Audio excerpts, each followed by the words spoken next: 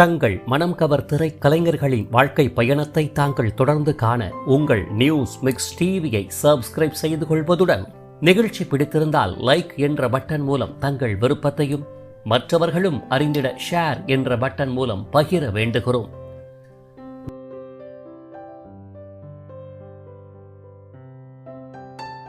News mix TV தங்கள் அனைவரையும் அன்புடன் வரவேற்கிறது. சற்று பரந்த அழகிய வட்ட வடிவ முகம், கவர்ந்திழுக்கும் மீனை போன்ற பெரிய கண்கள், மிக நெடிந்த உயரம் இல்லை எனினும் உயரத்திற்கு ஏற்ற பூசினார் போன்ற உடல்வாகு, கூர்மை மிக்க நாசிகள், முத்து போன்ற பற்கள், பளிரிடும் வசீகரமிக்க சிரிப்பழகு எனும் சர்வ லட்சணங்களும் பொருந்திய அழகிய தோற்ற காரணிகளையும் பிரத்யேக குரல் வளம் மட்டுமின்றி என்னடி முனியம்மா உன் கண்ணுல மையி என்ற எவர் கிரீன் தெம்மாங்கு பாடலின் ஆதார நாயகியாக, சொக்கனுக்கு வாச்ச சுந்தரியே என்ற மனதை ஊடுருவும் ஹிட் பாடலின் கதா நாயகியாக வலம் வந்தவர் எனும் சிறப்பு காரணிகளையும் தன்னகத்தை கொண்டவர்தான் திரை உலகின் மறக்க முடியாத 80 முதல் 90களின் கலை நாயகி தேவிஸ்ரீ ஆவார். நாடக உலகில் கால் பதித்த திரு மு.க. ஸ்டாலின் அவர்களின் முதல் ஹீரோயினாக தோன்றிய சிறப்புக்குரியவர். தமிழ் மட்டுமின்றி மலையாளம், தெலுகு, கன்னடம் என பன்மொழி திரைப்படங்களிலும் நாயகி, குணச்சித்திரம் என தோன்றி நாட்டியத்தாலும் நடிப்பாலும் நன்கு சிறப்பித்தவர். இப்பேற்பட்ட சிறப்புகளுக்குரிய தேவிஸ்ரீ அவர்கள் எங்கு பிறந்தார், எவ்வாறு வளர்ந்தார், கலைத்துறையில் கால் பதித்தது எப்படி, முத்திரை பதித்த திரைப்படங்கள் எவை, ஹீரோயினுக்குரிய அனைத்து அம்சங்கள் நிறைந்திருப்பினும் ஜொலிக்க முடியாமல் போனது ஏன், தற்போது எங்கு வசிக்கிறார், வாழ்வியல் நிலை உள்ளிட்ட அத்துணை கேள்விகளுக்கும் விடையளிக்கும் அவர்தம் நினைவலைகள் கூறும் சிறப்பு வாழ்க்கை பயணத்தை தற்போது காண்போம். 1968ஆம் ஆண்டு தமிழகத்தின் தலைநகராம் சென்னையில் ஆந்திராவை பூர்வீகமாக கொண்ட தெலுங்கு மொழி பேசும் குடும்பத்தில் பிறந்தவர்தான் நமது வாழ்க்கை பயண நினைவலைகளின் கண்ணழகி நாயகி தேவிஸ்ரீ ஆவார். பெரிதளவில் கலை பின்புலம் இல்லாத குடும்பத்தில் பிறந்த தேவிஸ்ரீ அவர்களுக்கு ஏனோ தெரியவில்லை, நாட்டிய கலையின் மீது மிகுந்த ஈடுபாடு உண்டாகத்தான் செய்தது. எங்கு பாடல்கள் ஒலித்தாலும் போதும் அதற்கேற்ற அங்க அசைவுகளை நன்கு வெளிப்படுத்தி சகலரையும் வியக்க வைத்து விடுவார். இதனை கண்ட பெற்றோரும் நாட்டிய ஆர்வத்திற்கு தடையேதும் விதிக்காமல் சுமார் 5 வயதில் பாரம்பரிய நாட்டிய கலைகளை கற்க சிறந்த குருமார்களிடம் இணைத்தும் விட்டனர். இதன் அடிப்படையில் நாட்டிய கலைகளை முறைப்படி கற்க ஆரம்பித்த தேவிஸ்ரீ அவர்கள் பள்ளி படிப்பையும் சென்னை மயிலாப்பூரில் உள்ள பிரபல பள்ளியில் இனிதே ஆரம்பித்தார். இவ்வாறு கல்வியுடன் கலையையும் இணைத்து வளர ஆரம்பித்தவர் பள்ளியில் முதன்மை மாணவியாக தன்னை நிலைநிறுத்தியும் கொண்டார். கலையிலும் முன்னணி நாட்டிய தாரகையாகவே ஜொலிக்க ஆரம்பித்தார் தேவிஸ்ரீ அவர்கள். இவ்வாறு பெரும் மகிழ்வுடன் காலங்கள் உருண்டோடிய நிலையில் தேவிஸ்ரீயின் வசீகரமான தோற்றப்பொலிவை கண்ட தெலுங்கு திரை உலகம் அவரை தன்பால் நன்கு வரவேற்கத்தான் செய்தது. இதன் அடிப்படையில் அத்திரை உலகில் 2ஆம் நாயகி கதாபாத்திரத்தை ஏற்று சுமார் 15 வயதில் சாகரிகா என்ற பெயரில் அறிமுகமான தேவிஸ்ரீயின் அழகிய தோற்றப்பொலிவை கண்ட தமிழ் திரை உலகமும் அவரை தன்பால் கவர்ந்தது என்றே கூற வேண்டும். இதன் பேரில் 1983இல் ஜாக்கப் பிலிம்ஸ் தயாரிப்பில் சிவசங்கர் நடிப்பு மற்றும் இயக்கத்தில் வெளியாகவிருந்த திரைப்படத்திற்கு ஒரு புதுமுக நாயகி தேவை என்ற அடிப்படையில் படக்குழுவினர் வலைவீசி தேடி வந்த நிலையில்தான் ஒரு படப்பிடிப்பில் கண்ணில் பட்டவர்தான் தேவிஸ்ரீ ஆவார். தேவிஸ்ரீயின் வசீகர தோற்றப்பொலிவை கண்ட இயக்குனர் சிவசங்கர் அவர்கள் அவரை ஒப்பந்தம் செய்து தனக்கு இணையாக நடிக்க வைத்து அறிமுகப்படுத்தினார். இதன் அடிப்படையில் 1984இல் வெளியான வாங்க மாப்பிள்ள வாங்க என்ற திரைப்படத்தின் வாயிலாக தமிழ் திரை உலகில் முதலில் கால் பதித்தார் தேவிஸ்ரீ அவர்கள். மேற்கண்ட வாங்க மாப்பிள்ள வாங்க திரைப்படம் வெற்றி பெறாவிடினும் இத்திரைப்படத்தில் இடம்பெற்ற ஒரு பாடல் அக்காலத்திலேயே பெரும் பட்டையை கிளப்பியதுடன் இன்றைய காலத்திலும் ரீமிக்ஸ் செய்து வெளியிடும் வண்ணமாக இன்றைய தலைமுறையினரும் துள்ளிசை நாட்டியம் ஆடும் அளவுக்கு பிரசித்தி பெற்றதை நிச்சயம் மறுக்க இயலாதுதான். சங்கர் கணேஷ் இசையில் TKS நடராஜன் பாடிய என்னடி முடியம்மா உன் கண்ணுல மையி என்ற தெம்மாங்கு நாட்டுப்புற பாடலில் சிவசங்கருடன் இணைந்து அற்புத நடனம் புரிந்திருப்பார் தேவிஸ்ரீ அவர்கள். அவ்வேளையில் பட்டி தொட்டி எங்கும் ஒலித்து மாபெரும் வரவேற்பை நன்கு பெற்ற இப்பாடலை முணுமுணுக்காதவர்கள் இல்லை எனலாம். இப்பேற்பட்ட சிறப்புமிக்க இப்பாடல் மீண்டும் TKS நடராஜன் பின்னணி குரல் மற்றும் நடிப்பில் 2006ஆம் ஆண்டு வெளியான அர்ஜுனின் வாத்தியார் என்ற திரைப்படத்தில் டி இமான் இசையில் கார்த்திக் மற்றும் பிளேஸ் கூடுதல் குரலில் ஒலித்து பிரம்மாண்ட வரவேற்பை பெற்றது. இவ்வாறு என்னடி முனியம்மா ஹிட் பாடலின் ஆதார முனியம்மாவான தேவிஸ்ரீயின் நாட்டிய திறன் மற்றும் நடிப்பை கண்ட விஜயின் தந்தை SA சந்திரசேகர் அவர்கள் தன்னுடைய கதை வசனம் மற்றும் இயக்கத்தில் உருவான குடும்ப கதையம்சம் மற்றும் ஆக்ஷன் திரைப்படத்தில் தேவிஸ்ரீ கதையின் நாயகியாக தோன்ற வாய்ப்பளித்தார். இதன் பேரில் 1984இல் விஜயகாந்த், ஜெய்சங்கர், சுஜாதா நடிப்பில் வெளியான குடும்பம் என்ற திரைப்படத்தின் கதையின் நாயகர் விஜய் என்ற விஜயகாந்தின் இணை தேவி என்ற கதாபாத்திரத்தை ஏற்று தேவிஸ்ரீ அவர்கள் நடிப்பால் சிறப்பித்தார். கங்கை அமரன் இசையில் SN சுரேந்தர், S ஜானகி வசீகர பின்னணியில் ஒலித்த நீலகிரி பூவே நெஞ்சில் உள்ள தேனே என்ற பாடல் அவ்வேளையில் வானொலிகளில் அதிகளவில் ஒலித்த பிரபல பாடலாகும். சேட்டலைட் சேனல்கள் வராத இதே காலகட்டத்தில்தான் மக்களின் ஒரே பொழுதுபோக்கான சென்னை தொலைக்காட்சியில் ஒளிபரப்பான லேடிஸ் ஹாஸ்டல் என்ற தொடரில் கிராமத்து பெண் வேடமேற்று பின்னர் நவநாகரிக மங்கையாக மாறிடும் கதாபாத்திரத்தில் முத்திரை பதித்து சின்னத்திரை ரசிகர்களையும் நன்கு கவர்ந்தார் தேவிஸ்ரீ அவர்கள். இத்தொடரில் உமா, சுமதி ஸ்ரீ எனும் 13 கலை நாயகியர்களை கொண்டு வாரம் ஒருவர் வீதம் என தோன்றி 13 வாரங்கள் இத்தொடர் வெளியாகி மாபெரும் வெற்றியை கண்டது. லேடிஸ் ஹாஸ்டல் என்ற இத்தொடரை அவ்வளவு எளிதில் கலை ஆர்வலர்கள் மறந்திருக்க முடியாதுதான். இவ்வேளையில்தான் அமரர் நா. பார்த்தசாரதி அவர்களின் குறிஞ்சி மலர் என்ற கதையானது செல்வா மற்றும் கவிஞர் மு. மேத்தாவின் கதை வசனம், கவிதையில் மெல்லிசை மாமன்னர் MS விஸ்வநாதன் இசையமைப்பில் CV ராஜேந்திரன் இயக்கத்தில் குறிஞ்சி மலர் என்ற அதே பெயரில் 13 வார தொடர்களாக சென்னை தொலைக்காட்சியில் ஒளிபரப்பானது. இத்தொடரில் கதையின் நாயகராக சீர்திருத்த போராளி அரவிந்தன் என்ற கதாபாத்திரத்தை ஏற்று MK ஸ்டாலின் அவர்கள் சின்னத்திரை தொடரில் முதலில் கால் பதித்து அறிமுகமானார். இத்தொடரின் கதையின் நாயகி பூரணி என்ற கதாபாத்திரத்தை ஏற்று தேவிஸ்ரீ அவர்கள் தோன்றி நடித்தார். அவ்வகையில் MK ஸ்டாலின் அவர்கள் தோன்றி நடித்த சின்னத்திரை நாடக தொடரின் முதல் ஹீரோயின் என சிறப்பை பெற்றார் தேவிஸ்ரீ அவர்கள். மேற்கண்ட தொடர் மூலம் கிடைத்த புகழை எடுத்து கட்சி பிரச்சாரம் மற்றும் தேர்தல் நேரங்களில் கட்சி தொண்டர்களால் வைக்கப்பட்ட பேனர்களில் குறிஞ்சி மலர் நாயகனே வருக என்று MK ஸ்டாலின் அவர்களை குறிப்பிட்டும் இத்தொடரில் MK ஸ்டாலின் அவர்கள் ஏற்ற கதாபாத்திரத்தின் பெயரை சிறப்பிக்கும் வண்ணமாக திமுக தொண்டர்கள் சிலர் தங்களது குழந்தைகளுக்கு அரவிந்தன் என பெயர் சூட்டியும் மகிழ்ந்தனர்.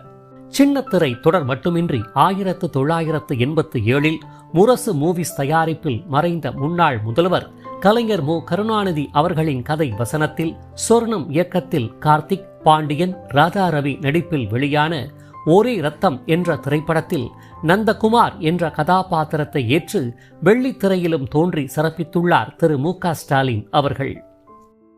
இவ்வாறு வெள்ளித்திரை மற்றும் சின்னத்திரை தொடர்களில் ஜொலிக்க ஆரம்பித்த தேவிஸ்ரீ அவர்கள் 1985இல் பிரபல இயக்குனர் P. மாதவன் அவர்கள் தன்னுடைய மகன் அருண் அவர்களை கதையின் நாயகனாக்கி வெளியிட்ட கரையை தொடாத அலைகள் என்ற திரைப்படத்திலும் கதையின் நாயகியர்களில் ஒருவராக தோன்றி நடித்தார். இதன் பின்னர் மனோபாலா இயக்கத்தில் பொண்ணு பிடிச்சிருக்கு என்ற தலைப்பில் கதையின் நாயகியாக தேவிஸ்ரீ பாண்டியன் இணையாக நடிக்கவிருந்த நிலையில் அத்திரைப்படத்தின் இயக்குனர் மனோபாலா விலகவே K. ரங்கராஜ் இயக்கத்தில் அத்திரைப்படம் இயக்கப்படவிருந்த நிலையில் தேவிஸ்ரீ அவர்கள் மாற்றப்பட்டு ரேவதி கதையின் நாயகியாகப்பட்டார். இவ்வாறு தேவிஸ்ரீ அவர்களை தேடி வந்த பட வாய்ப்பு மேற்கண்ட காரணிகளால் நழுவித்தான் போனது எனலாம். இதன் பின்னர் தெலுங்கு, மலையாளம், கன்னட மொழி திரைப்படங்களில் கவனம் செலுத்தி அத்திரை உலகில் வளர்ச்சி கண்ட தேவிஸ்ரீ அவர்கள் சாகரிகா என்ற பெயரில் ஆடபொம்மா, மல்லி பொகுடு உள்ளிட்ட தெலுங்கு திரைப்படங்களின் மூலம் அத்திரை உலக ரசிகர்களை நன்கு கவரவே ஆரம்பித்தார். இதைப்போல சாவிட்டு பாடா, உயிர்த்தெனு உள்ளைப்போ உள்ளிட்ட மலையாள திரைப்படங்களில் தோன்றி நடிக்க ஆரம்பித்தவர் அம்மம்மா ராத்திரியாளி, பிரியாசி, பிரித்திசு உள்ளிட்ட கன்னட திரைப்படங்களில் முன்னணி நாயகியாகவே வலம் வர ஆரம்பித்தார். இதனைத் தொடர்ந்து மீண்டும் தமிழ் திரை உலகில் கால் பதித்த தேவிஸ்ரீ அவர்கள் இந்திராலயா ஃபிலிம் புரொடக்ஷன்ஸ் தயாரிப்பில் K. பாக்யராஜ் அவர்களை போன்றே தோற்றத்திலும் நடிப்பிலும் பிரதிபலித்த எம்.ஆர். யோகராஜ் இயக்கம் மற்றும் நடிப்பில் வெளியான ஊமை குயில் என்ற திரைப்படத்தில் 2 நாயகியர்களில் ஒருவராக இணைந்து தோன்றி நடித்தார். சந்திரபோஸ் இசையில் எஸ்.பி. பாலசுப்ரமணியம் பாடிய ஏ ராசாத்தி நீ வாழணும் என்ற பாடல் அன்று முதல் இன்று வரை மெகா ஹிட் ரகமாகும்.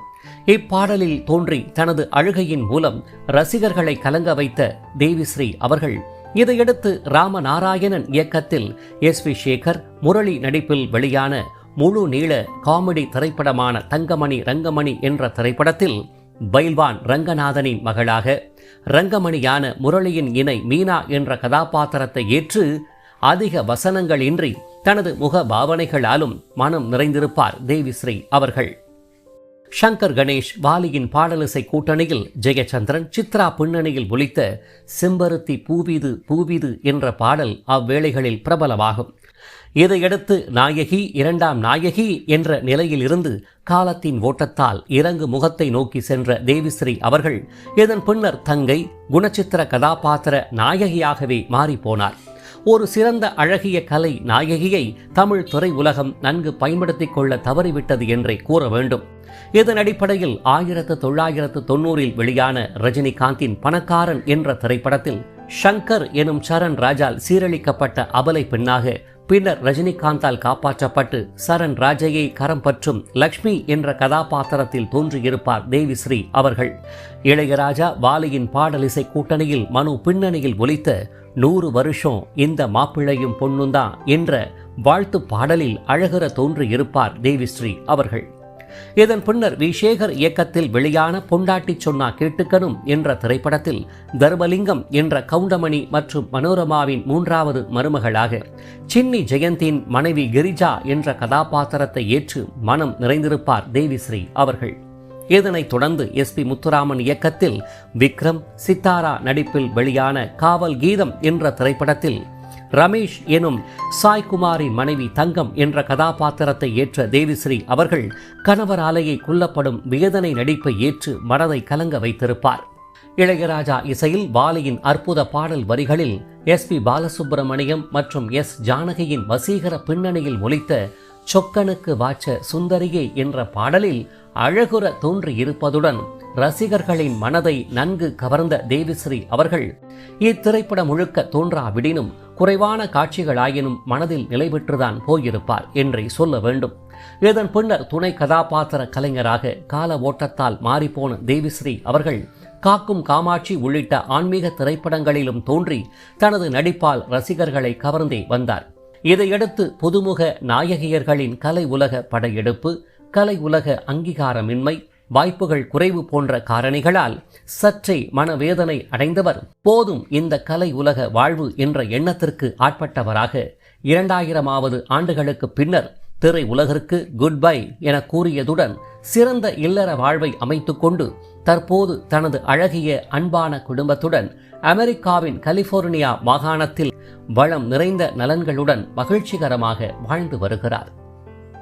இவ்வாறு தனது தேர்ந்த நாட்டியம் மற்றும் நடிப்பு திறத்தால் ரசிகர்களின் மனதில் மறக்க முடியாத நாயகியர்களில் ஒருவராக நிலைபெற்று காலங்கள் பல உருண்டோடினாலும் நினைவலைகளின் ஹீரோயினாக வாழ்ந்து வரும் தேவிஸ்ரீ அவர்கள் அமைதியும் மகிழ்ச்சியும் நிறைந்த வாழ்வில் நீடூழி வாழ அனைவரும் ஒன்றிணைந்து வாழ்த்துவோம் என கூறி இவரை போன்ற கலை உலக எவர் கிரீன் மறக்க முடியாத நாயகியர்களான தமிழ் திரை உலகில் குழந்தை நட்சத்திர கலைஞராக தோன்றி பின்னர் கங்கை அமரனால் நாயகியாக அறிமுகப்படுத்தப்பட்டவரும் ஹிட் திரைப்படங்கள் மற்றும் எவர் கிரீன் பாடல்களின் ஹீரோயினாக வலம் வந்தவரும் தற்போது திரை உலகை விட்டு முற்றிலும் விலகியவருமான திருமதி இளவரசி அவர்களின் வாழ்க்கை பயணத்தை மேலே தோன்றும் இணைப்பின் மூலமும் பன்மொழி திரைப்படங்களின் நாயகியாக வலம் வந்தவரும் பிரபல நடிகையை அக்காவாக கொண்டவரும் குடும்ப கதைகளின் நாயகர் விசுவின் திரைப்படங்களில் பிரதான கதாபாத்திர கலைஞராக தோன்றியவரும் வாழ்க்கை சூழல் தந்த போராட்டங்களால் நிலைகுலைந்து போனவருமான கலை உலக காணல் நீர் திருமதி மாதுரி அவர்களின் வாழ்க்கை பயணத்தை மேலே தோன்றும் இணைப்பின் மூலமும் கவிஞர் மருதகாசியின் மருமகளும் லேடிஸ் ஹாஸ்டல் சொல்லடி சிவசக்தி நாடக புகழ் கலைஞரும் நான் மகானல்ல தாவணி கனவுகள் திரைப்புகழ் நாயகியும் சிறந்த பின்னணி குரல் கலைஞருமான திருமதி உமா பரணி அவர்களின் வாழ்க்கை பயணத்தை மேலே தோன்றும் இணைப்பின் மூலம் மட்டுமல்லாது தாங்கள் பார்த்து கொண்டிருக்கும் வீடியோவின் கீழே காணப்படும் டிஸ்கிரிப்ஷன் பகுதியில் பிரத்யேகமாக வழங்கப்பட்டுள்ள இணைப்புகள் வாயிலாக மேற்கண்ட மறக்க முடியாத எவர் கிரீன் நாயகியர்களின் அரிய தகவல்கள் மற்றும் குடும்ப புகைப்படங்கள் அடங்கிய சிறப்பு வாழ்க்கை பயணத்தை தாங்கள் முழுமையாக அறிந்து கொள்ளலாம். இவர்களை போன்ற மறக்க முடியாத எவர் கிரீன் நாயகியர்களின் வாழ்க்கை பயணத்தை தாங்கள் தொடர்ந்து காண உங்கள் நியூஸ் மிக்ஸ் டிவியை சப்ஸ்கிரைப் செய்து கொள்வதுடன் பின்னர் வரும் பெல் பட்டனில் உள்ள ஆல் என்ற எழுத்தை தெரிவு செய்து கொண்டு தங்களின் விருப்பத்தை லைக் என்ற குறியீடு மூலமாகவும் கருத்துக்களை கமெண்ட் பாக்ஸ் வாயிலாகவும் பகிர வேண்டுகிறோம். காத்திருங்கள் மற்றும் ஒரு வாழ்க்கை பயணத்திற்கு.